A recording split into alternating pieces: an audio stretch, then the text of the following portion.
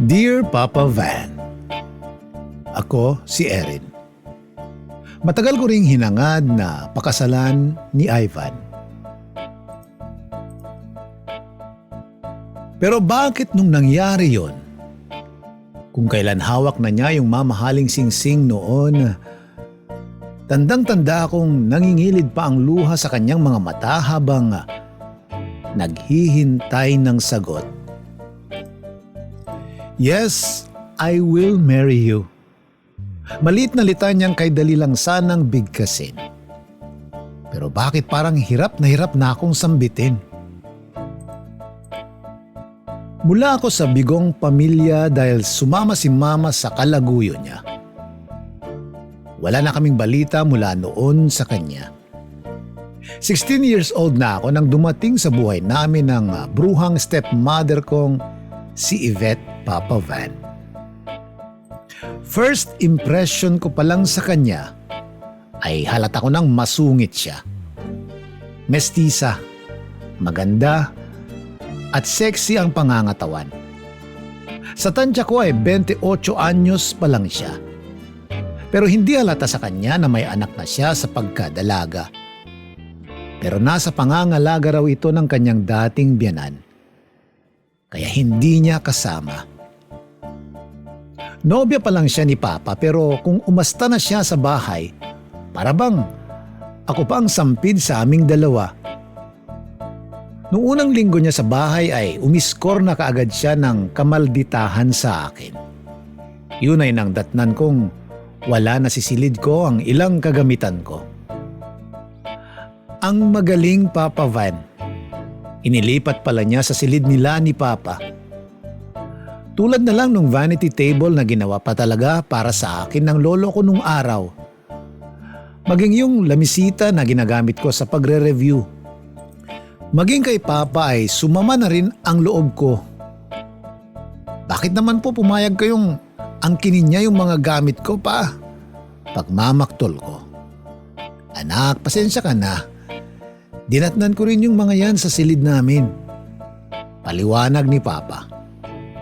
Kung tutuusin Papa Van ay pwede lang sanang magkusa ang aking ama na ibalik ang mga gamit ko sa aking silid. Pero dama kong alanganin siyang gawin yun sa takot niya kay Yvette. Tingnan niyo nga ho, abay kulang na lang ay kunin na rin niya yung higaan ko eh. Halos maluha na ako noon sa labis na inis. Wala ang madrasta ko noon dahil gabi ang pasok niya sa bar bilang waitress. Hayaan mo Erin, pagkasahod ko, ibibili na lang kita ng bagong mga gamit mo. Papalitan ko na lang yung mga nakuhang gamit mo. Ani Papa na bagyang nakapagpagaan ng damdamin ko. Papa Van, mabait naman si Yvette kay Papa.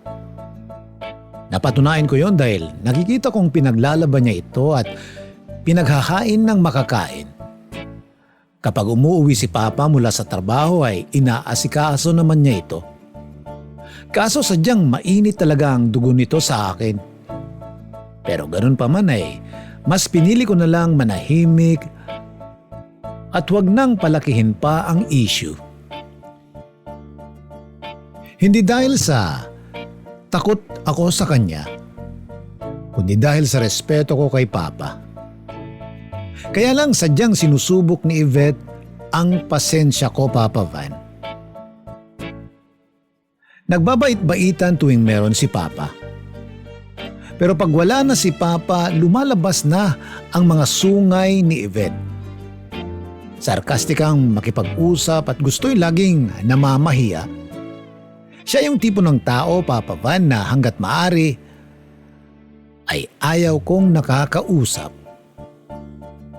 Yung bang parang lagi na lang may pinaglalaban sa tuwing sasagutin ko o di kaya'y may sasabihin. Lagi niyang pinagdidiinan sa akin ang ambag daw niya sa bahay. Kaya may karapatan siyang gawin ang gusto niya. Tulad na lang nung isang umagang wala akong dinatnang almusal. Git niya, binili naman daw niya yon kaya siya raw ang magpapasya kung kailan uubusin. Meron din yung hinahayaan niyang mabasa na lang ng ulan ang mga damit ko sa sampayan. Samantalang nagawa naman niyang ipasok sa bahay yung mga damit nila ni Papa. Madalas din niya akong patayan ng telebisyon sa kalagitnaan ng panonood ko. Kailangan daw naming magtipid ng kuryente dahil lumalaki ang bayarin. Maging yung inaasahan kong bibilhin ni Papa na mga gamit ko ay inangkin na naman niya, Papa Van. Nagulat na lang ako nang ibinalik na niya sa silid ko ang mga kinuha niyang gamit ko. Kinaya ko ang lahat ng yun sa pag-uugali niya. Pero nasagad na ang pasensya ko nang makita kong suot niya yung dress na kabibili ko lang. Ang kapal naman ng mukha mong suotin yan.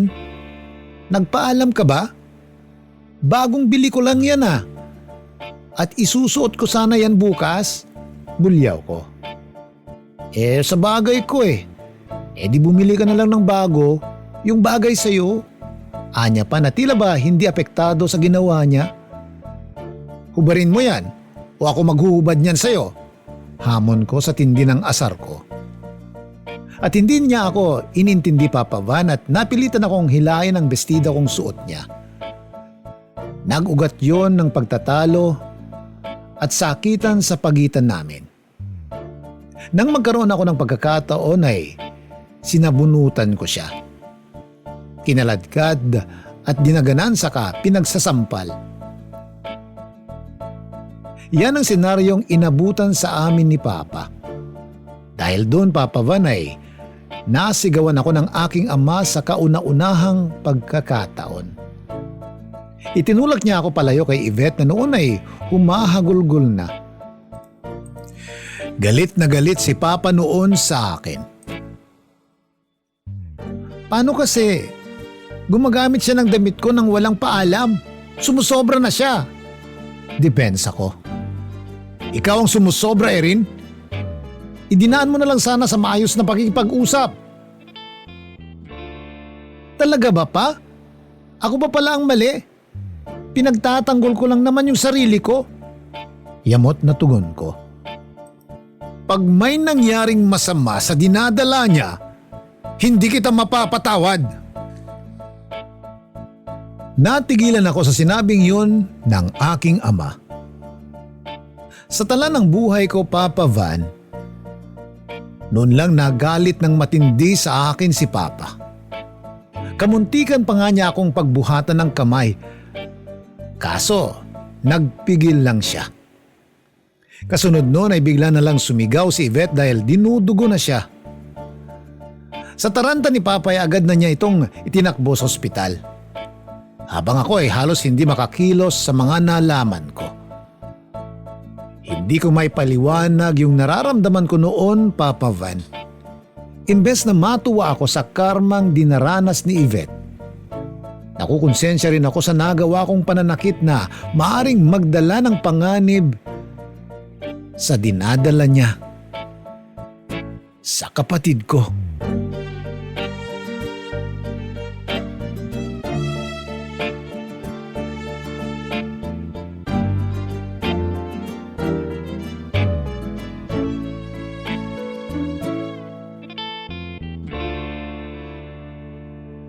Gusto kong sumunod sa kanila sa ospital. Pero paano kung ipagtabuyan lang ako ni Papa? Paano kung mas sumidi pala yung galit niya sa akin? Kaya nagpasya na lang akong lumayas ng bahay, Papa Van. Agad akong pumunta sa bahay ng kaibigan at kaklase kong si Maricar. Wrong timing pa nga ako noon dahil kasalukuyan siyang nagla-live selling ng paninda niyang mga damit. Lahat ng pinagdaanan ko sa madrasta ko, Papa Van, ay alam ni Maricar. Pero maging siya ay nagulat din nang ikwento ko na sa kanya yung nangyari. Lukaret ka? Paano kung nakunan pala yun? Paniguradong isusumpa ka ng papa mo. Alalang-a niya.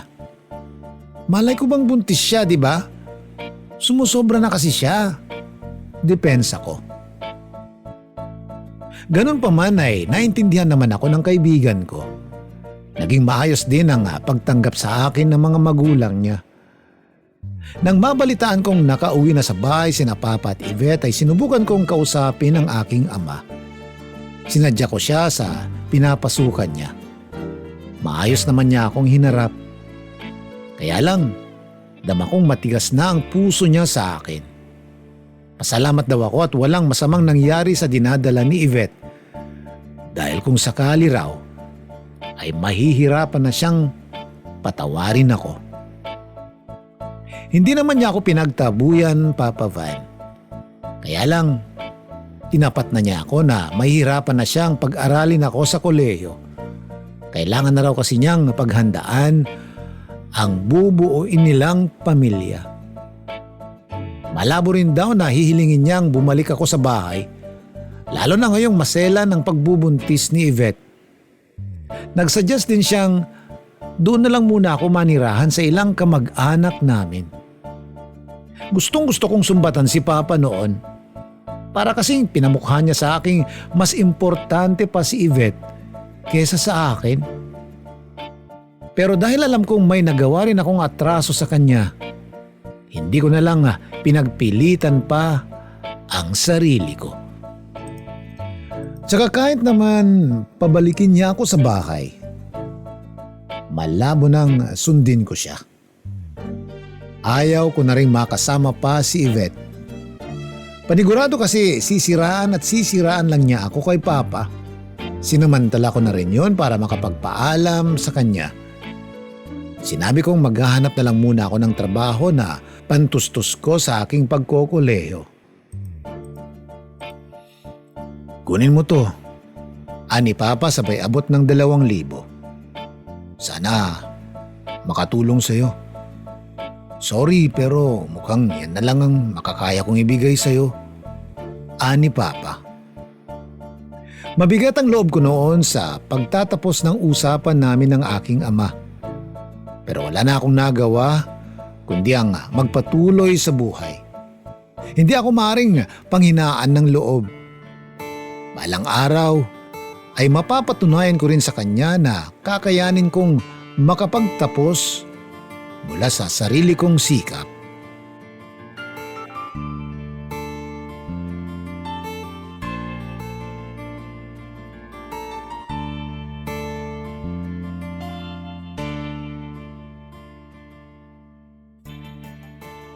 Hindi ako papayag na basta na lang akong matigil sa aking pag-aaral.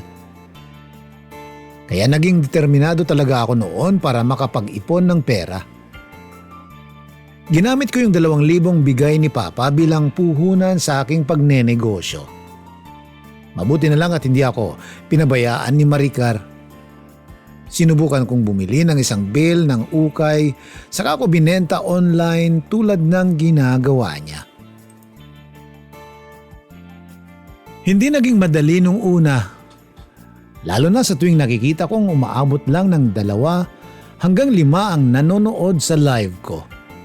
Meron yung basta na lang akong nawawalan ng ganang magsalita. Paano ba naman kasi Papa Van? 5 na nga lang yung nanonood. Wala pang nagmamine. Ganito na lang. Dito ka na muna sa account ko magbenta, friend. Ani Maricar na pinagtaka ko. Seryoso ka? Pero paano ka? Huwag mo akong alalahanin. Basta ang goal natin ngayon ay makabenta ka, okay? Sa sinabing yun ni Maricar ay lumakas muli yung loob ko. Hindi lang niya basta ipinahiram ang account niya sa akin, Papa Van. Tinulungan din niya ako sa pagbebenta online. Kapag nakikita niyang halos namamaos na ako ay hinahalili niya ako sa pagsasalita. Sa awa ng Diyos ay matagumpay ko namang naibenta ang lahat ng laman ng bale ko. Yung puhunan kong 2,000 ay tumubo pa nga ng 3,000. Hindi naglaon ay natutunan ko na rin ang tamang formula ng pagbebenta online. Gamay ko na rin yung oras kung saan mas marami ang viewers Alas 8 ng gabi ako nagla-live selling dahil oras yon ng pagre-relax ng mga target buyers ko. Nakaipon na rin ako ng pang-tuition ko, Papa Van. Nang makaluwag na ako ay nagpasya na akong mag-rent na lang ng room na aking tutuluyan. Medyo nahihiya na rin kasi ako sa mga magulang ni Maricar. Masaya ako kahit papano dahil napatunayan ko na rin sa sarili kong kaya ko na. Kaya ko nang mabuhay mag-isa. At lahat ng yun ay hindi magiging posible kung hindi dahil sa kaibigan kong si Maricar. Sa pag-online selling ko ay hindi lang ako basta nakaipon ng para sa pag-aaral ko.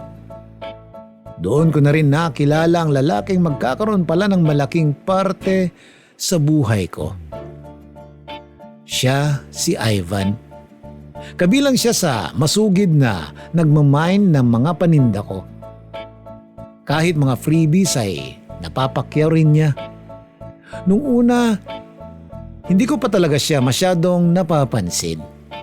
Inakala ko nga nung una na bakla siya dahil puro damit pambabae ang namamine niya. Bex, kota ka na ha. Ayos yan. Hirit ko pa sa kanya sa live. Sorry to disappoint you po. But I'm straight po. I'm not a gay. Ligawan kita dyan eh. Hirit niya sa comment section na ikinaloka ko. Ganon? Naku baka naman asawa mo yan. Aminin. Pasimpleng pambabara ko na para bang close na kami. Ibibigay ko na lang siguro sa sister ko. Ang totoo niyan, sa model kasi talaga ako interesado. Hirit niya dahilan para kiligin ako. Maging si Maricar kasi noon ay nanggagatong nasa comment section.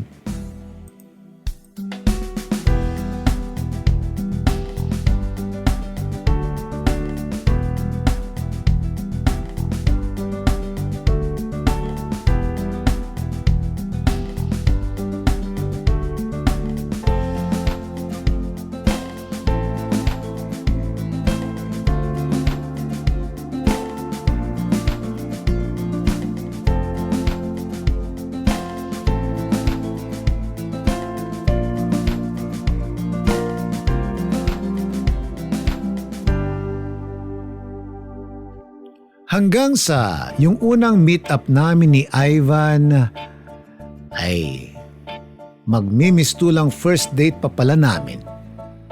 Sa isang coffee shop niya ako pinapunta.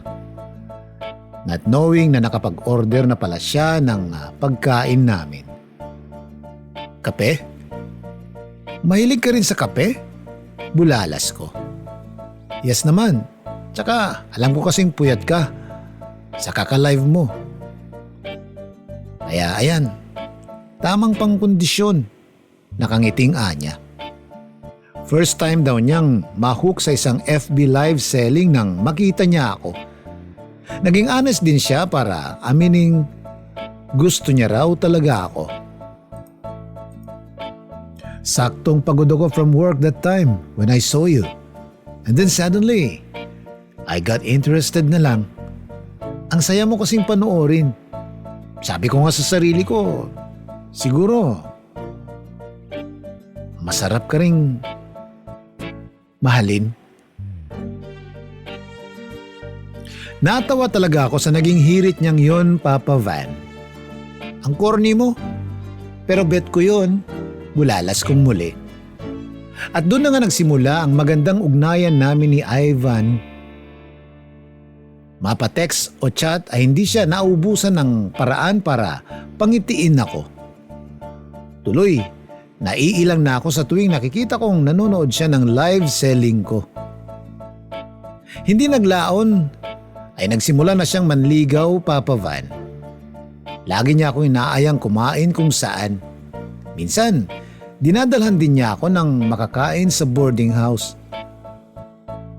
Masaya ako sa company ni Ivan. Napaka-gentleman at thoughtful. Hindi pa man niya ako nobya pero wagas na kung alalayan niya ako sa lahat. Malakas din ang sense of humor niya kaya siguro nawiwili rin akong kakwentuhan siya. Hanggang sa nakikita ko na lang ang sarili kong komportable na kay Ivan. Kaya hindi na rin naging mahirap sa akin ang sagutin siya. Mula nga noon ay mas naging close pa kaming dalawa. Kapag hindi kami lumalabas ay madalas lang kaming nakatambay sa boarding house. Hindi para maglampungan, kundi para mag-live selling. Marami nga ang naiinggit sa tuwing nagpapakita siya ng sweetness, lalo na sa kalagitnaan ng pagbebenta ko. Inaabutan niya ako ng makakain at maiinom. Inaayos ang damit ko kapag napapansin niyang hindi nakaayos. Mine, boyfriend, mine. Kita kong comment ng isa sa suki ko. Sorry po, taken na ako. Taken. Pabirong tugon ni Ivan dahilan para magtawanan kami. Dahil din sa kakulitan niya ay dumami pa ang mga viewers at miners ko. Dahil parami na ng parami ang buyer ko online, nagpresenta na siyang tulungan ako sa lahat. Taga-like sa unang miner bilang confirmation. Tagalista ng pangalan sa bawat mamamine na damit. Sa delivery ay siya na rin ang gumagawa. Meron pa nga yung sinusuot ko talaga sa kanya yung damit pag hindi nagkakasya sa akin. Ganun kasaya ang naging relasyon namin, Papa Van. Nakakakonsensya nga lang minsan dahil alam kong masyado na siyang pagod sa trabaho para isingit pa ako sa oras niya. Ayos lang ako, ano ka ba? Sasabihin ko naman kung hindi ko kaya. Bilib nga ako sa iyo eh. Kasi nung nasa ganyang edad ako, wala akong ginawa kundi ang magwaldas ng pera. Kaya nga, proud na proud ako sa iyo. Napakaswerte ko sa iyo. Seryosong anya saka ako, hinagkan sa labi. Kahit palagi niyang sinasabi na maswerte siya sa akin, Papa Van. Para sa akin, ako ang maswerte sa pagkakaroon ng boyfriend na katulad niya. Kasi handa niyang kayanin ang lahat para sa akin. Kahit na nga ang ilan sa pinapagawa ko ay nakakahiya na.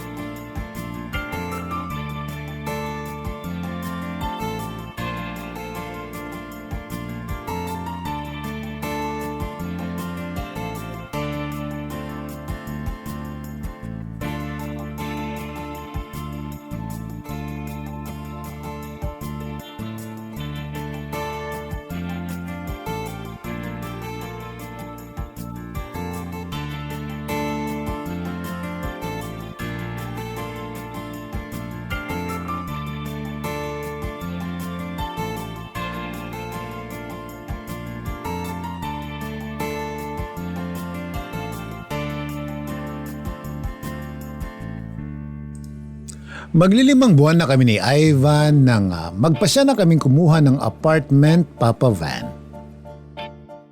Nabendisyonan naman na kagad yun nang sa kauna-unahang pagkakataon ay naipagkaloob ko na ang sarili ko sa kanya. Kumpiyansa naman akong stable ng lahat sa aming dalawa. Tsaka sa loob-loob ko, hindi naman niya ako aayaing magsama sa isang bubong kung hindi talaga siya seryoso sa akin. Pero syempre, umaasa pa rin akong aayain din niya ako ng kasal balang araw. Lahat naman ng babae ay yun ang pinapangarap, Papa Van.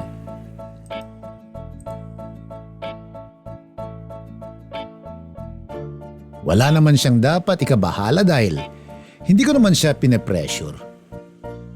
Willing akong maghintay sa tamang pagkakataon. At gusto ko kapag nangyari yun ay kapwa na kami handa. Hindi pa man kami kasal, ay nagsimula na kaming mamuhay ni Ivan na para na ring mag-asawa. Pinagsisilbihan namin ang bawat isa. Pinagluluto, pinaglalaba, at marami pang iba. Nagkakaroon din kami ng pagtatalo pero bibihira lang. Ganun ata talaga kapag matagal mo nang nakakasama ang isang tao. Unti-unti mo nang nakikita ang tunay na ugali ng bawat isa. Minsan kasi nakakaramdam ako ng inis sa kanya. Hindi na nga niya ako mapakasalan. Akala mo pa kung sino kung mag-obliga sa akin. Nangyari yun nang kapwa kami pagod na umuwi ng apartment.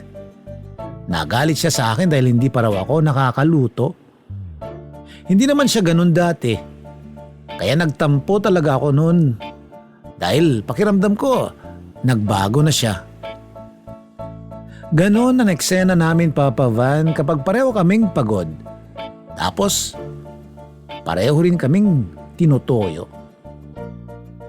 Baka naman kaya ka nagkakaganyan dahil naiinip ka na sa kanya. Usisa minsan ni Maricar. Naiinip? Takang tanong ko. Naiinip ka na kasi mukhang wala siyang planong ayain ka ng kasal. Natameme na lang ako sa huling litanya ni Maricar. Oo, Papa Van. Siguro nga ganun na rin yun. Kaya umiiksi ang pasensya ko kay Ivan. Kasi pakiramdam ko parang wala man lang siyang kaplano-plano sa relasyon namin. Parang kontento na lang siya sa pagiging mag-live-in namin. Pero merong mga pagkakataon sa akin na umasa pa rin ako. Baka may pinaplano lang siyang sorpresa.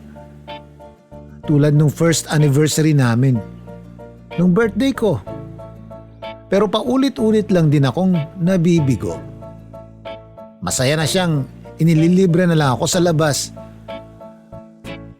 Lalong nagatungan yung pagnanais kong makasal kami ng tumitrending yung marriage proposal prank at bridal showers surprises. Kahit nga si Maricar ay nakasunod na rin sa uso ng ayain siya ng kasal ng Amerikano niyang boyfriend. Pero itong si Ivan, tila manhid pa rin, Papa Van. Katabi ko pa siya nung nanood ako ng marriage proposal ni Dingdong Dantes kay Marian Rivera. Ang saya siguro ng ganyan, yung aayain ka na lang bigla ng kasal tapos marami pang nanonood. Ako kaya, kailan mo kaya ako aayain ng kasal, babe? Napabuntong hininga na lang ako noon, Papa Van, dahil natulugan na pala ako ng kausap ko. Buisit? Maktol na sabi ko.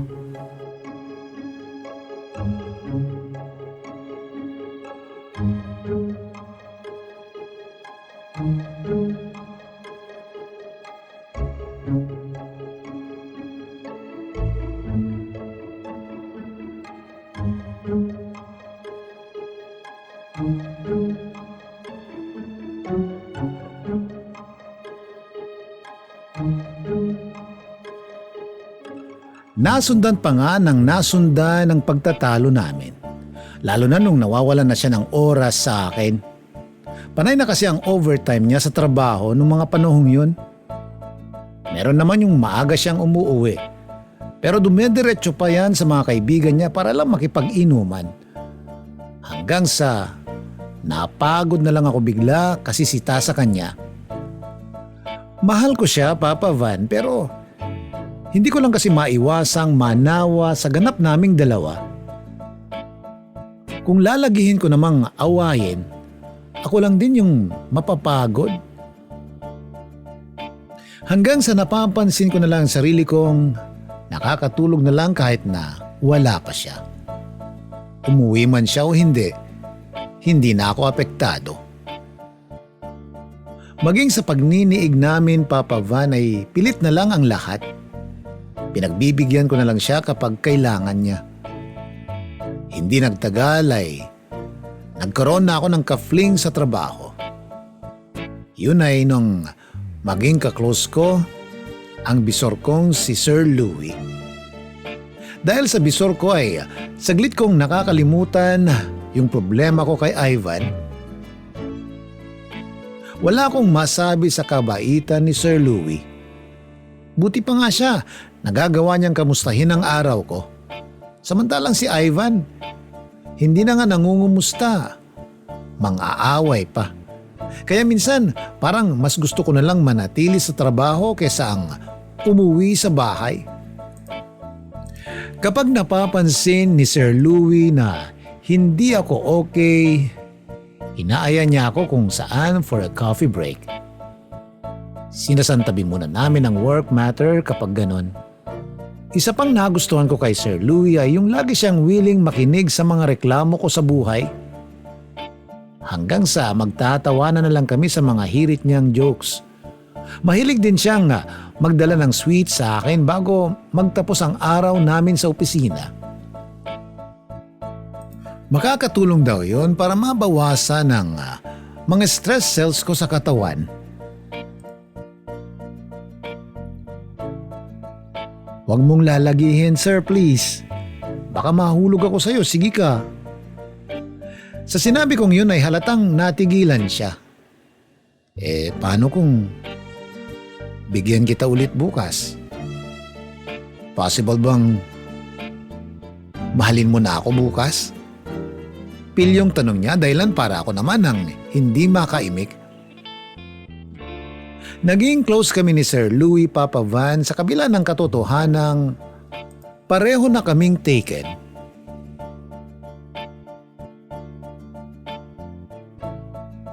May asawa siya habang ako naman ay may kinakasama na. Madali kaming nagkakuhanan ng loob dahil na rin siguro sa pareho kaming may hanas sa mga karelasyon namin. Hirap daw siya sa relasyon nila ng asawa niyang kontrolado masyado ng in-laws niya. Literal na naging sumbungan namin ang isa't isa. Hanggang sa namamalayan ko na lang ang sarili kong nahuhulog na kay Sir Louie Papa Van. Meron yung bigla na lang kaming matatameme sa gitna ng aming pagtatawanan. Magtititigan, sa kanya ako akmang hahalikan. Medyo late na po pala.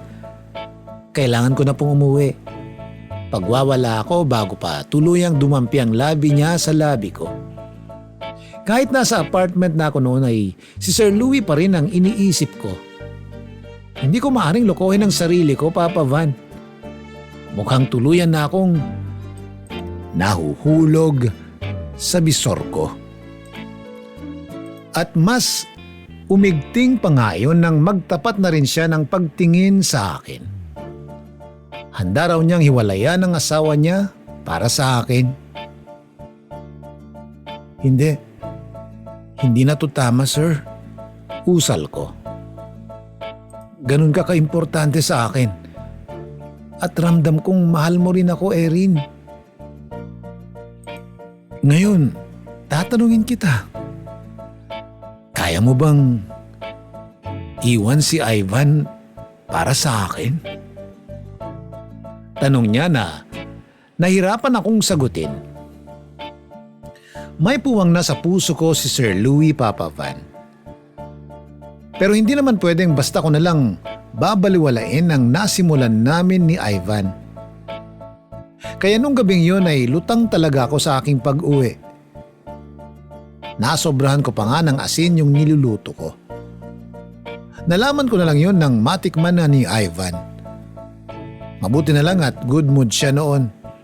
Dahil kung hindi ay baka nauwi na naman sa pagtatalo yung kapalpakan ko.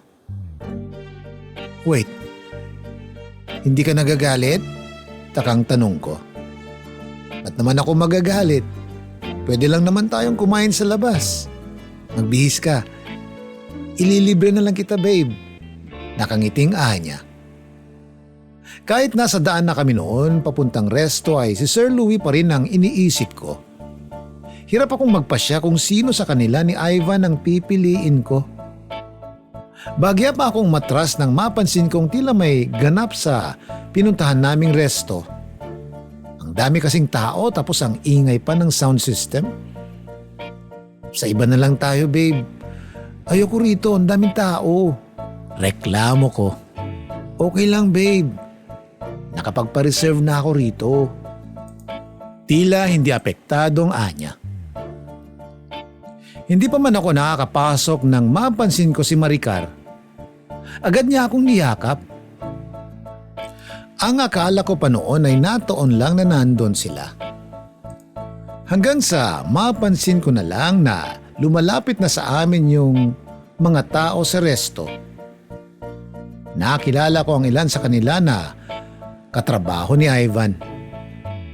Nagulat na lang ako nang makita ko na siyang lumuluhod sa aking harapan. Kung kailan hindi na ako umaasang yayain pa niya ng kasal, saka pa pala ito mangyayari.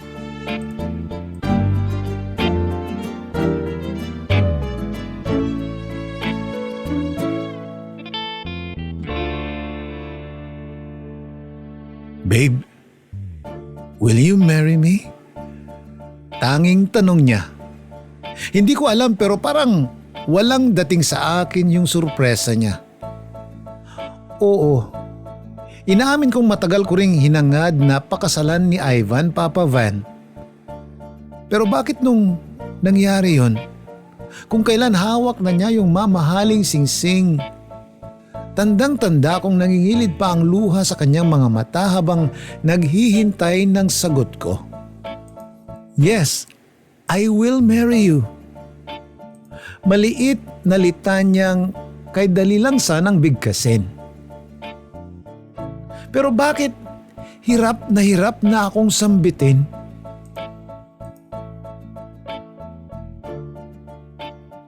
Napansin niya sigurong medyo hirap ako sa isasagot ko. Babe, I'm sorry kung medyo nagkukulang ako sa'yo this past few days. Sorry kung natagalan bago ko nagawa to, babe. Kinailangan ko kasi munang siguraduhin yung future natin. Nagsikap akong makuha yung promotion sa office. Tinis ko ang lahat ng pagod at puyat upang sa ganun ay pwede mo na akong ipagmalaki sa lahat. Gusto ko kasi kapag ginawa ko to permanente na ako sa trabaho. Nagbunga naman ang lahat ng yun. Nang mapromote na ako sa trabaho, kaya kinasabwat ko yung mga katrabaho ko at kaibigan mo. Ilang araw ko rin pinaghandaan to.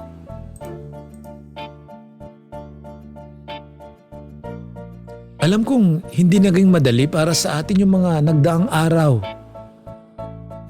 Marami kang naging issues sa akin.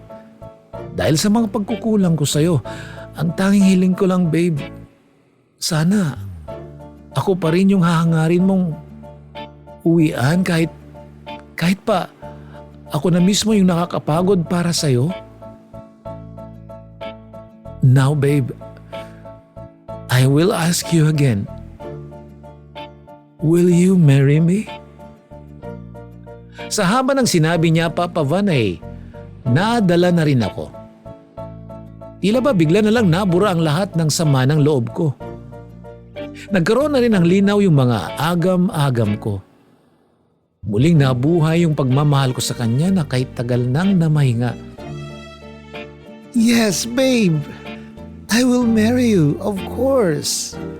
Hagulgol na tugon ko saka ako siya niyakap ng mahigpit. Hanggang sa umaagos na rin ang luha sa mga mata ko. Nagilty rin ako sa katotohanan kung kailan nahuhulog na ako sa iba. Saka naman mangyayari ang matagal ko nang hinihintay. Kamuntikan ko na siyang hiwalayan. Wala akong kaalam-alam na may hinahanda lang pala siyang sorpresa sa akin, Papa Van.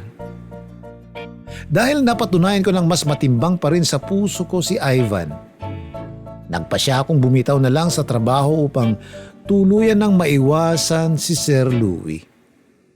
Maayos naman ang huling pag-uusap namin. Naintindihan niya ang naging desisyon ko.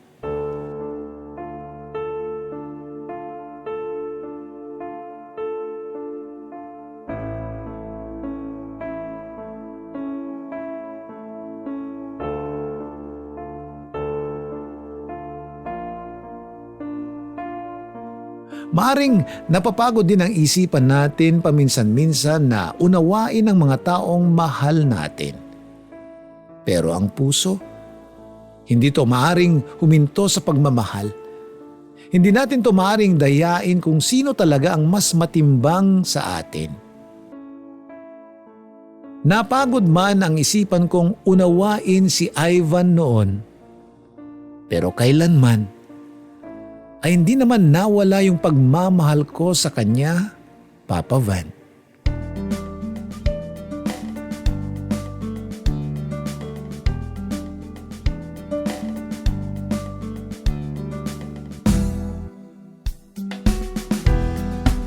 January 2015, nang ikasal na kami ni Ivan. Nauna lang ng isang buwan sa amin sina Dingdong Dantes at Marian Rivera. Ngayon ay pareho na kaming namamasukan sa isang kumpanya. Tuloy pa rin yung online business ko. Hanggang dito na lang at maraming salamat, Papa Van. Kapag nabasa talaga ito ay matutuwa si Ivan. Hindi nyo na itatanong, matagal na po siyang nangangarap na magbahagi ng kwento sa YouTube channel po ninyo. Thank you, Papa Van. And God bless. Lubos na gumagalang. Erin.